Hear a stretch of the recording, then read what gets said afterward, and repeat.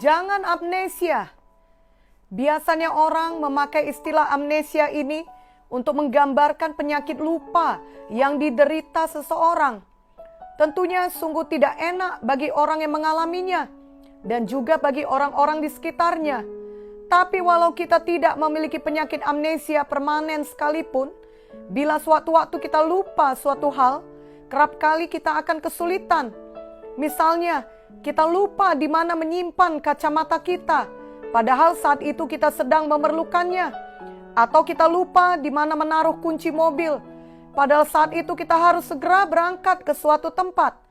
Atau kita lupa tanggal ulang tahun dari pasangan kita, padahal ia sudah sangat mengharapkan kita merayakannya. Dalam hidup ini, kita senantiasa diharapkan untuk tidak melupakan hal-hal penting seperti itu. Namun sebenarnya ada hal yang paling penting yang tidak boleh kita lupakan, yakni siapa Tuhan bagi kita dan siapa kita di dalam Tuhan. Karena di atas segalanya, itulah yang akan menentukan identitas kita selama di dunia ini dan bagaimana kita akan menjalani hidup kita. Tentunya semua kita sebagai anak-anak Tuhan yang sejati telah mengenal siapa Tuhan bagi kita. Sejak perjumpaan kita yang pertama dengan Tuhan Yesus, kita mengalami kelahiran baru dan kita tahu bahwa Tuhan Yesus adalah juru selamat kita dan Tuhan kita satu-satunya.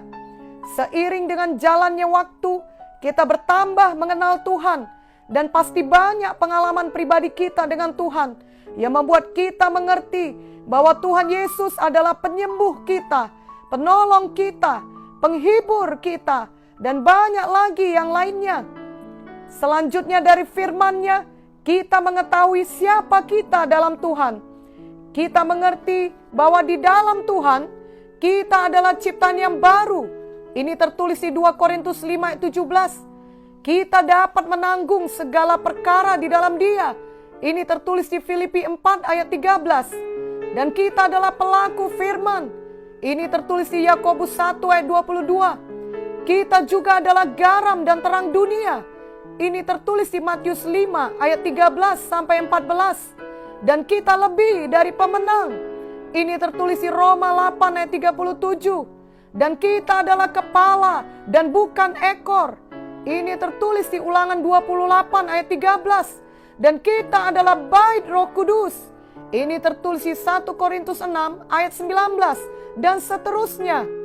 Semuanya ini adalah kebenaran sejati yang akan menuntun kita dalam menghadapi segala hal yang terjadi dalam hidup kita setiap hari. Termasuk dalam menghadapi pandemi COVID-19 saat ini dengan semua dampak yang terjadi. Namun sejujurnya, seringkali kita justru amnesia atau lupa akan kebenaran firman Tuhan tersebut. Padahal sesungguhnya hanya itulah jawaban yang kita perlukan dalam hidup ini, yang akan menurunkan kuasa Tuhan bagi kita. Itu sebabnya kiranya hari ini kita menetapkan hati untuk tidak mau melupakan firman Tuhan lagi. Kita mau mengingat baik-baik siapa kita dalam Tuhan dan siapa Tuhan bagi kita. Misalnya ada orang tua yang sangat kaya. Ia telah merawat anaknya dengan baik sehingga anak ini tumbuh besar dan tidak kekurangan suatu apapun. Namun suatu saat anaknya itu berkata, "Aku khawatir aku tidak bisa melanjut ke perguruan tinggi. Kudengar biayanya sangat mahal." Tentunya orang tua itu akan sangat sedih sekali. Mereka tidak akan menyangka anaknya dapat memiliki pemikiran seperti itu. Mereka tentunya juga akan terkejut dan heran melihat bagaimana mungkin anaknya ini mengeluarkan komentar yang aneh demikian. Bukankah telah terbukti bahwa selama ini ia tidak pernah kekurangan? Mengapa anaknya sepertinya telah melupakan begitu saja semua yang sudah diperbuat orang tuanya baginya? Tidakkah anak ini ingat bahwa ia adalah anak orang kaya dan semua kebutuhannya, bahkan masa depannya telah terjamin 100% oleh orang tuanya? Apakah yang telah terjadi?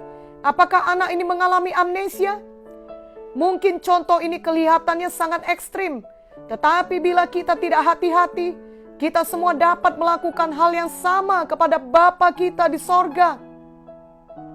Dari firman Tuhan dalam Alkitab, dan juga dari pengalaman kita di masa yang lalu, kita tahu bahwa Tuhan Yesus adalah Jehovah Jireh bagi kita, yakni Tuhan yang mencukupi kebutuhan kita.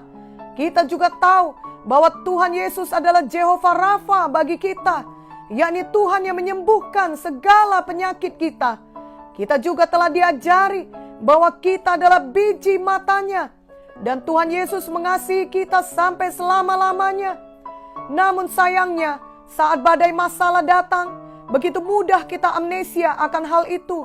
Kita dikuasai oleh ketakutan, kekhawatiran, dan keputusasaan yang tercermin dari perkataan kita yang negatif. Janganlah kita lupa akan kebaikan Tuhan. Ini dapat kita baca di Mazmur 103 ayat 2. Kiranya saat datang badai masalah, justru kita diingatkan dengan jelas akan bagaimana dahulu Tuhan sudah menyelamatkan kita.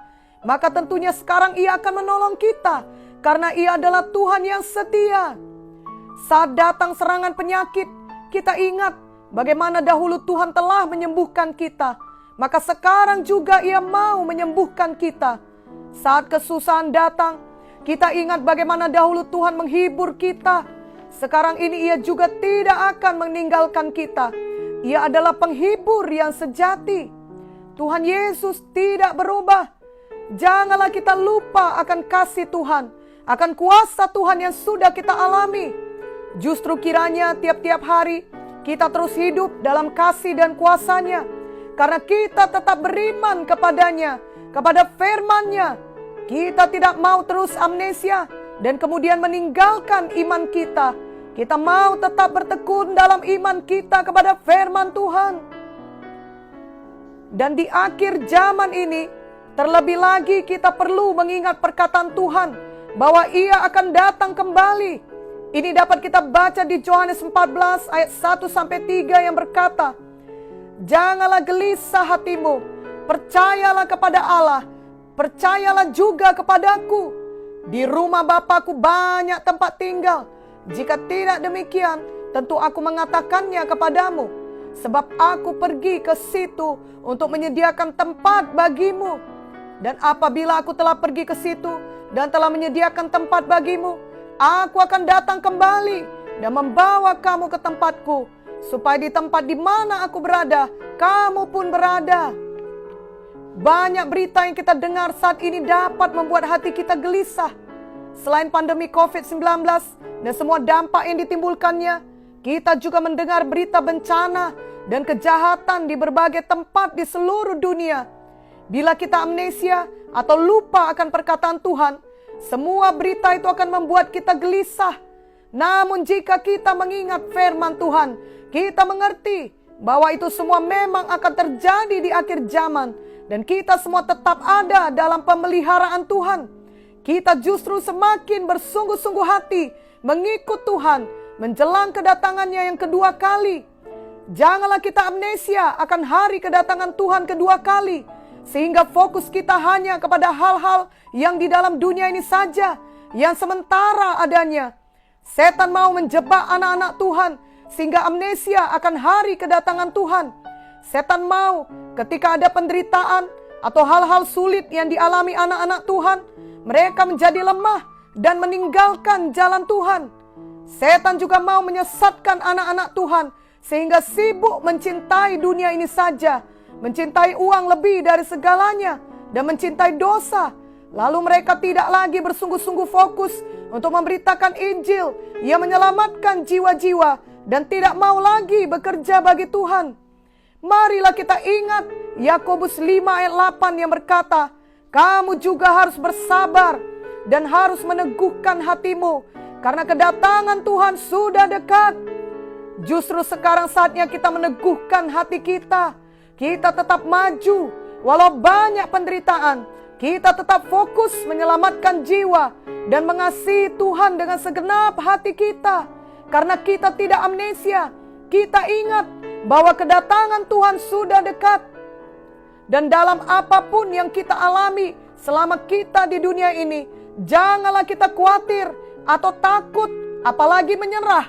Jikalau Tuhan dapat menutup mulut singa untuk Daniel, juga membuat perapian yang panas menyala tidak dapat membakar dan membahayakan Sadrak, Mesah dan Abednego, maka Tuhan juga dapat melakukan mujizat yang kita butuhkan bagi hidup kita masing-masing.